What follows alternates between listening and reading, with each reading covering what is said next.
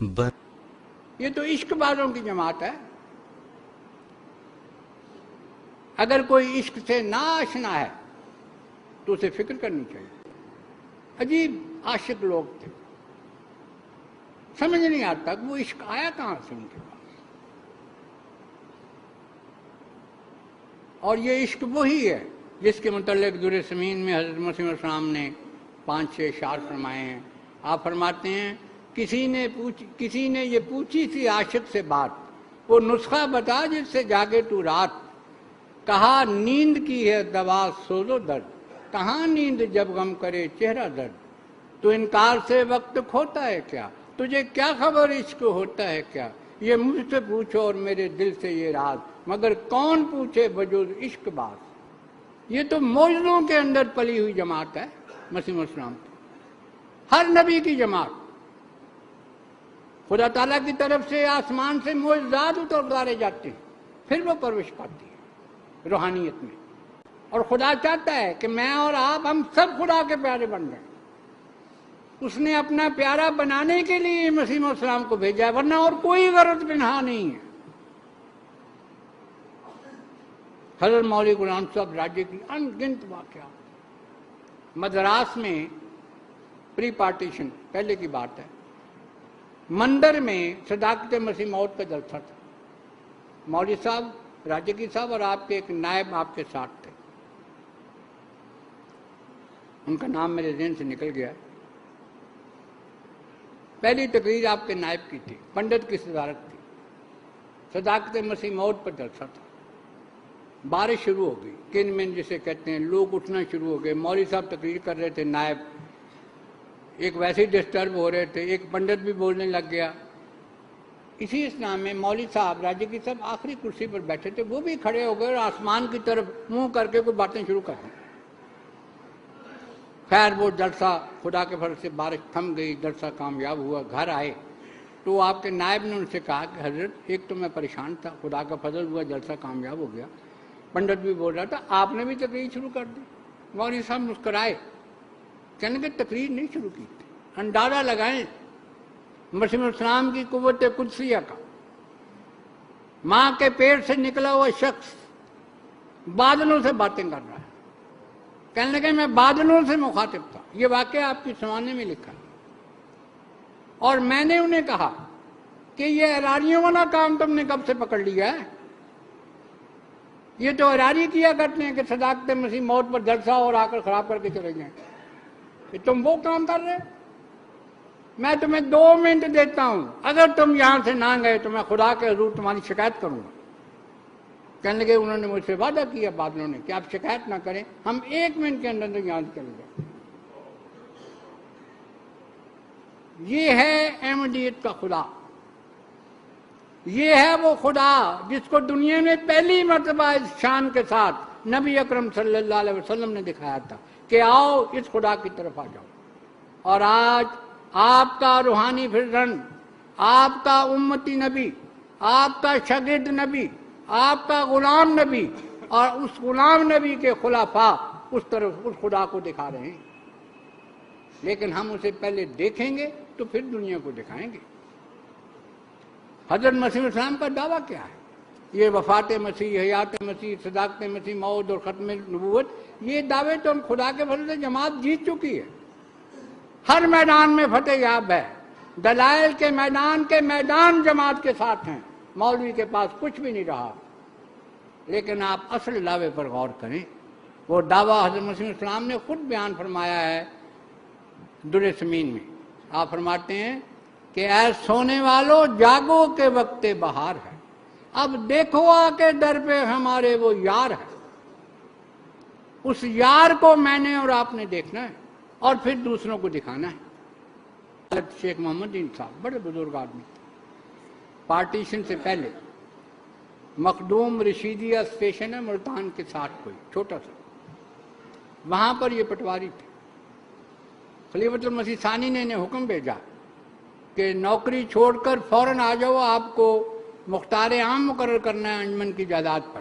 نوکری فوراً چھوڑ دی، بیوی بچوں کو بھجوا دیا، جانور بیچ دیے اور کچھ ٹوٹا پھوٹا سامان لے کر جو بھی تھا اسٹیشن پہنچ گئے کہ میاں بک کر لو۔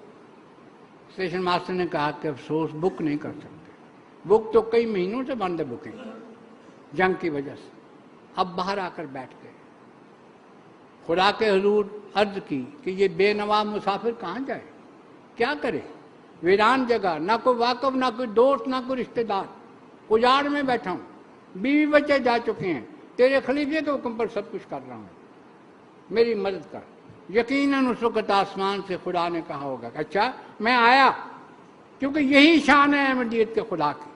ہر احمدی کے ساتھ جو اخلاص اور محبت کے ساتھ، اعمال صالح کے ساتھ، خلافت کی سچی اطاعت کے ساتھ اس طرف آتا ہے، خدا اس کی ہر قدم پر مدد کرتا ہے۔ ایک لڑکا آتا ہے، وہ کہتا ہے جی سامان آپ نے بک کرانا ہے؟ ان کا جی آپ کو بکنگ کر کے بلاتے ہیں۔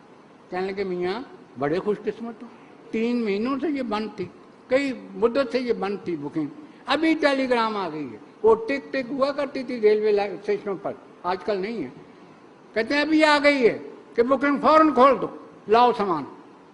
وہ سب سامان دیا، بکنگ کروائی، وہ رسید جیب میں ڈالی، گاڑی کے انتظار میں بیٹھ گئے۔ 15 منٹ 20 منٹ گزر گئے تو وہ لڑکا پھر آیا، کہنے لگا جی آپ کو بکنگ کلرک پھر بلاتے ہیں۔ کیا ہوا؟ چلے گئے، کہنے لگے میاں کیا چیز ہیں آپ؟ انہوں نے کہا کیا ہوا؟ کہنے لگا ٹیلی گرام پھر آ گئی ہے کہ غلطی سے آرڈر دیے گئے بکنگ کھولنے کا، فوراً بند کر دو۔ لیکن یہ تو بکنگ کروا چکے تھے۔ اس طرح سلوک کرتا ہے خدا تعالیٰ ہر اس کے ساتھ جو وفاداریوں کے ساتھ، اخلاص کے ساتھ اس دروازے میں داخل ہونا چاہے۔ کسی ایم ڈی کے لیے کوئی روک نہیں، بشرطے کہ اس کے اندر اعمال صالح ہوں، خلافت کی سچی اطاعت ہو، عزت ہو۔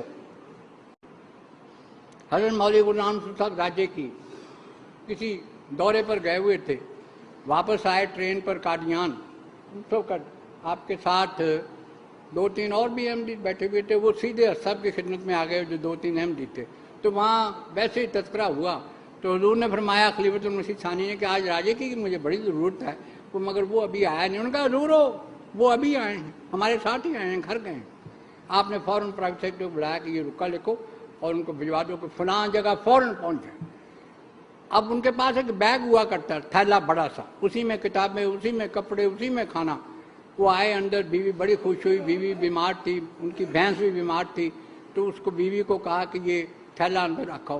وہ بیوی اندر تھیلا رکھنے گئی اور باہر دروازہ کھٹکا، وہ باہر گئے، جب باہر سے اندر تشریف لائے وہ رکا لے کر آئے، حضور کا ارشاد تھا کہ وہاں چلے جاؤ۔ بیوی سے پوچھا وہ تھیلا کہاں ہے؟ وہ کہیں گے وہ تو میں اندر رکھ گئی۔ کہیں گے وہ واپس لے آؤ۔ کیا ہوا؟ کہ حضور کا پھر ارشاد آ گیا۔ اس نے کہا مولوی صاحب میں بھی بیمار ہوں، بھینس بھی بیمار ہے، میں کیا کروں؟ آپ نے فرمایا بالکل ٹھیک کہتی ہوں، میں تجھے خدا کا سپورٹ کرتا ہوں، میں نے تو بیعت کی ہوئی ہے۔ تھیلا پکڑا اور چلے گئے وہاں پر۔ وہاں جب گئے، جس جگہ بھی گئے، وہاں جا کر جب پہلی رات آئی تو آخر انسان بھی تھے، خیال پیدا ہوا اگر بھینس مر گئی تو غریب آدمی کیا بنے گا؟ دعا کی، سو گئے۔ رات کو خواب میں دیکھتے ہیں، یہ آپ کی سمانے میں واقعہ لکھا ہے کہ کوئی شخص سے آواز دیتا ہے کہ راجے کی تیری بھینس بیمار ہے؟ انہوں نے کہا جی ہاں۔ اچھا ٹھیک ہو جائے گی مگر ایک کام کر تو کہ صبح 1 ہفتہ روز فجر کی نماز کے بعد 7 مرتبہ سورہ تغابن پڑھ کر اس کا پھونکا کر۔ کہنے لگا صبح میری آنکھ کھلی، میں نے کہا یہ عمل تو جا کر ہی ہو سکتا ہے۔ واپس آیا، بیوی بھی ٹھیک، بھینس بھی بڑی ہٹی کٹی۔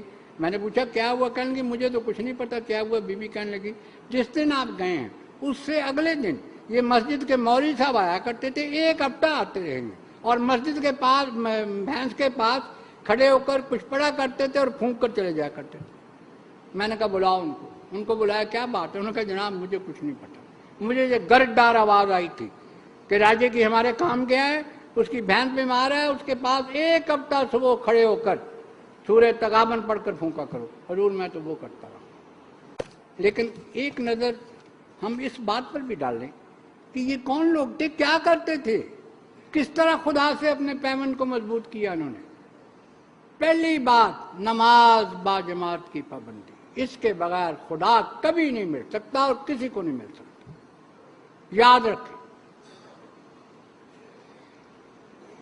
بشیر اول مرض الموت میں تھے، ام المومنین کی گود میں تھے، حضرت مسیح علیہ السلام کمرے میں ٹہل رہے تھے۔ اماں جان نے عرض کی حضور بچے کو پکڑ لیں۔ میں نماز پڑھ لوں، عصر کی نماز جا رہی ہے۔ حضور نے بچے کو پکڑ لیا، نماز ادا کی، جب سلام پھیرا تو ماں تھی نا، پہلا سوال کیا بچے کا کیا حال ہے؟ حضور نے فرمایا وہ تو فوت ہو گیا۔ اس طرح ماں نے اپنی نماز کی حفاظت کی۔ سید سرور شاہ صاحب اپنی مرد الموت میں گرفتار بیٹی کے پاس بیٹھے تھے، پتہ ہے یہ چند منٹ کی مہمان ہے، اتنے میں مغرب کی اذان ہوتی ہے، کہنے لگے بیٹی تو مجھے بہت پیاری ہے اور مجھے پتہ ہے تیرا آخری وقت ہے، میں تیرے پاس بیٹھتا لیکن کیا کروں، بادشاہ نے اپنے دربار کا اعلان کر دیا، اذان ہو گئی، میں تجھے اسی کے سپرد کرتا ہوں، اور نماز پڑھنے چلے گئے۔ نماز پڑھ کر جب مسجد سے نکلے تو گھر جانے کے بجائے سیدھے کپڑے والے کی دکان پر گئے اور کہا میری بیٹی کا کفن دے دو۔ انہوں نے کہا شاہ صاحب آپ تو مسجد سے آ رہے ہیں، کہ ہاں اس حال میں چھوڑ کر آیا تھا، اب فوت ہو گئی۔ وہ واقع فوت ہو گئی۔ بعض لوگ کہتے ہیں جی 3 نمازیں تو ہم پڑھ لیتے ہیں یا 4 پڑھ لیتے ہیں۔ میرا سوال ان سے صرف اتنا ہے، یہ کس کی شریعت ہے؟ جس شریعت کی تجدید کے لیے حضرت مسیح موعود علیہ الصلوۃ والسلام تشریف لائے ہیں وہ محمد رسول اللہ صلی اللہ علیہ وسلم کی شریعت ہے، اور وہ 5 نمازوں کی شریعت ہے۔ کوئی خدا تک نہیں پہنچ سکتا جو اپنی نمازوں میں کمی کرتا ہے، اس کا دعویٰ فضول، وہ اپنے دعوے میں صادق نہیں اگر وہ 5 نمازیں ادا نہیں کرتا۔